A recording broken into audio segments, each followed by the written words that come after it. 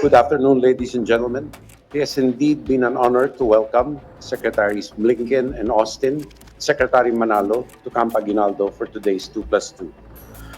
Today, as we convene the fourth 2 plus 2 meeting between us, we continue the important conversation that began between our defense establishments in 2002, not only in words, but backed up by concrete accomplishments. We thank the U.S. government for the continued assistance in building up our capabilities, which will provide a tremendous boost in order for us to establish a credible deterrent to unlawful foreign aggression. We discussed security assistance roadmap that will bolster our sustainability, interoperability, redundancy, and effectiveness. We discussed ways and means of enhancing our cooperation and to ensure that the Philippines becomes an effective upholder of international law under a free and open global rules-based order.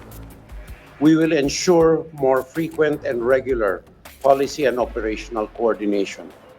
We will also bolster maritime cooperative activities and expand coordination with Japan and Australia and other like-minded nations, not only in these areas, but in joint exercises and training as well, where applicable. We agreed to fully implement EDCA projects and to increase investments in EDCA-agreed locations. In this period of climate change uncertainty, this will certainly help our HADR efforts once these projects are completed. We will cooperate in cybersecurity by advancing the capabilities of both the DND and the AFP, not only in terms of capabilities, but also in terms of cooperation in threat detection and protection and in joint advanced technological development. We are optimistic that with robust cooperation in 4 dimensions, land, sea, air, and cyber, extensive interoperability both bilaterally and with like-minded nations, the U.S.-Philippine alliance will be a significant contributor to regional peace and stability under the regime of international law. Thank you. Good afternoon, ladies and gentlemen. I wish to begin by thanking Secretary Teodoro for hosting the fourth Philippine-U.S. 2 plus 2 ministerial dialogue here in Camp Aguinaldo. And we're very pleased to welcome Secretary Blinken and Secretary Austin back to Manila. The alliance of our two countries is historic, shaped by our adherence to democracy, social justice, and the rule of law. For over 7 decades, we have demonstrated its dynamism as we jointly respond to common challenges. Our cooperation has contributed to the preservation of peace and security and brought about opportunities for our mutual growth and prosperity. The Philippines values the United States' ironclad commitment to the alliance and remains steadfast to the positive trajectory of our bilateral relations over a range of initiatives. From the launch of the Luzon Economic Corridor and the conduct of Balikatan exercises both in April 2024, our alliance is robust, multifaceted, and serves the greater regional interests. These are just two of the significant headways we have accomplished in the last 24 months that deliver on our alliance commitments in the broadest sense. And there's more work to be done, and we will continue to forge ahead. Our meeting today provided us an opportunity to assess progress on our bilateral cooperation since the last 2 plus 2 dialogue in Washington, D.C. We had very productive discussions in areas such as trade and economic cooperation, infrastructure, and security cooperation. The alliance is broad-based and supports efforts towards the achievement of Philippine development goals. We will be issuing shortly a joint statement that outlines the details of our discussions and commitments. Let me speak briefly on the issues concerning economic development and resilience. We reviewed what has happened over the past year, and we were gratified at the depth and breadth of the economic engagement of our two countries. From the first ever preferential trade and investment mission led by Commerce Secretary Gine Ramundo, to the co-hosting of the Indo-Pacific Business Forum here in Manila, to the series of dialogues dealing with aviation, science and technology, energy, space, and cybersecurity, we have done much and accomplished much equally in charting a path towards our objectives of stable, sustainable, and secure economic growth. We are committed to following through on the ongoing cooperation with the Millennium Challenge Corporation and the Indo-Pacific Economic Framework and the Partnership for Global Infrastructure and Investment. In this regard, we look towards identifying and implementing projects for investment in the Luzon Economic Corridor. Finally, on people-to-people ties, we laud the work of the Philippine Fulbright Commission and the USAID in the harnessing of educational cooperation and development assistance. We are also excited about the ongoing work with the Millennium Challenge Corporation on a threshold program.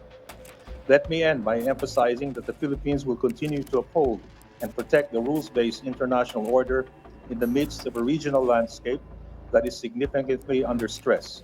In our discussions, I've conveyed the situation in the West Philippine Sea and the South China Sea, and that it remains a priority to our government. In line with our treaty obligations, we discussed recent developments and committed to continue our work together in upholding Philippine sovereignty, sovereign rights, and jurisdiction. I would like to thank again my partner, Secretary Teodoro of the DND, and our counterparts and friends, Secretaries Blinken and Austin, for the candid, constructive, and comprehensive discussions we had today on this historic, first-ever Philippine-U.S. 2+2 ministerial dialogue in Manila. I truly believe our discussions, and more importantly, our firm commitment to Philippine-U.S. relations undeniably demonstrates that our alliance is ironclad. Thank you. Thank you, Secretary Manalo. Thank you, Secretary Teodoro. Secretary Blinken, you have the floor. Thank you very much. And it's very, very good to be back in Manila. This is my third visit here as Secretary, my 18th trip to the Indo-Pacific over the last 3.5 years. But let me begin by first expressing condolences to all of those killed, harmed, displaced by the recent typhoon and flooding.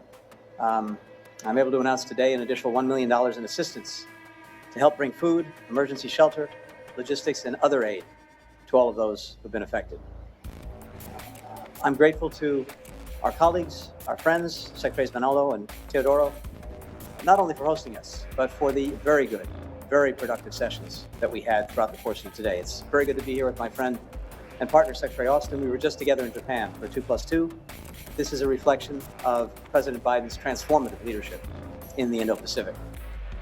Last year in Washington, President Biden and President Marcos set out an ambitious course for our partnership. And then in April, President Marcos was back in Washington with Prime Minister Kishida of Japan and President Biden to launch a historic trilateral partnership between our countries. As a result of these visits, but also the work that we're doing every single day, our relationship between the United States and the Philippines is the strongest that it's ever been. And today's talks built on that unprecedented momentum in a number of very concrete ways. Our armed forces are working on more shared priorities in more places than ever before. We're now allocating an additional $500 million in foreign military financing to the Philippines to boost security collaboration with our oldest treaty ally in this region. New steps to strengthen the alliance, once-in-a-generation investment to help modernize the Filipino Armed Forces and Coast Guard, our first bilateral security sector assistance roadmap, doubling our investments in the Enhanced Defense Cooperation Agreement. Both of us share concerns, and many other countries in the region share concerns as well, about some of the actions that People's Republic of China has taken, escalatory actions in the South China Sea, the East China Sea, and elsewhere. And this is something that we heard much about from our colleagues at the recent ASEAN meetings. Defiance of the 2016 Arbitral Tribunal decision, coercive methods being used in the seas. We welcome the provisional agreement, understanding reached between the PRC and the Philippines on the rotation and resupply at Second Thomas Shoal. And we were pleased to see that the first resupply mission subsequent to that understanding went forward without incident. It's very important that that be the standard, not the exception. And as I said to the Chinese Foreign Minister when we met in Laos a few days ago, China must uphold its commitments to not obstruct the Philippines in their resupply missions. We stand by our ironclad defense commitment to the Philippines under the Mutual Defense Treaty. That extends to armed attacks on Filipino armed forces, public vessels or aircraft, including the Coast Guard, anywhere in the Pacific, including the South China Sea. As you heard from Secretary Manalo, we're equally focused on our economic partnership, our economic relationship. This is really comprehensive security, not just our military and physical security, but also our economic security and our joint resilience. We have partnering and partnership on critical industries. The Philippines is a priority partner on semiconductor manufacturing. 20% of global assembly, testing, and packaging takes place here in the Philippines. Thanks to the CHIPS Act, we're finalizing collaboration to support the strengthening of Filipino capacity. We're focused on workforce development as well as on regulatory reform. We're also investing in high-quality, high-impact infrastructure via the Luzon Economic Corridor, connecting key economic hubs, Subic Bay, Clark, Manila, Batangas, and doing this through investments in rail, in port modernization, in clean energy, in semiconductor supply chains, in agribusiness. As we lower logistics costs, as we strengthen supply chains for critical industries, that will continue to drive investment and growth and will be a benefit to all of us. And this is supported by coordinated action, including coordinated action between the United States and Japan. All of this part of the historic trilateral cooperation that our presidents inaugurated just a few months ago. Finally, we're advancing energy security and the clean energy transition. This month, our bilateral civil nuclear cooperation agreement entered into force, and we talked today about next steps, including helping to develop a safe, secure, and modern civil nuclear sector. We are living in an incredibly complex moment, and as a result, the partnership between our countries is more important than ever, and our commitment to growing it now and for the years ahead is resolute. Thank you. Thank you, Secretary Blinken. Secretary Austin, please. Thank you. Secretary Teodoro, Secretary Manalo, it's great to be back in Manila for another 2+2 ministerial dialogue. Many thanks to you both for your tremendous hospitality. Before I begin, like Secretary Blinken, I am thinking about everyone who was affected by the typhoon and flooding here several days ago. Please know that the United States will always stand with you.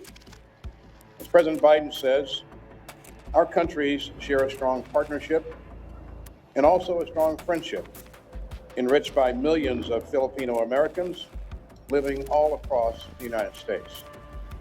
So we're here to build on that extraordinary foundation. We're working to advance our shared vision of a free and open Indo-Pacific. And together, we're taking bold steps to strengthen our alliance.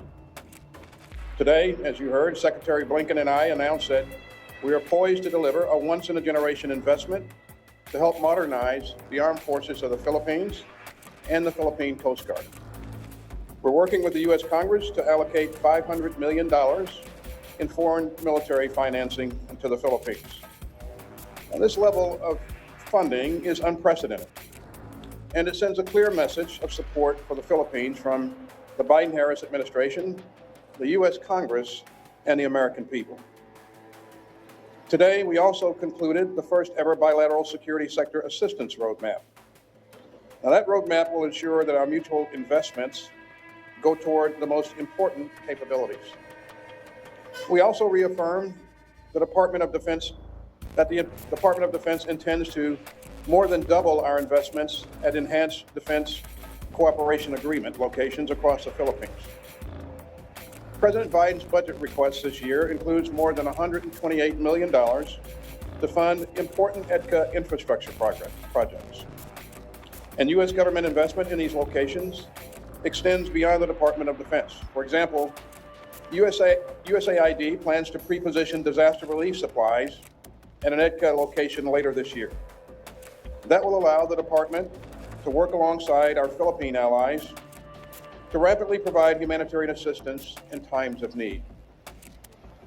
Now, during our meeting, we also reaffirmed that the Mutual Defense Treaty remains the bedrock of our alliance.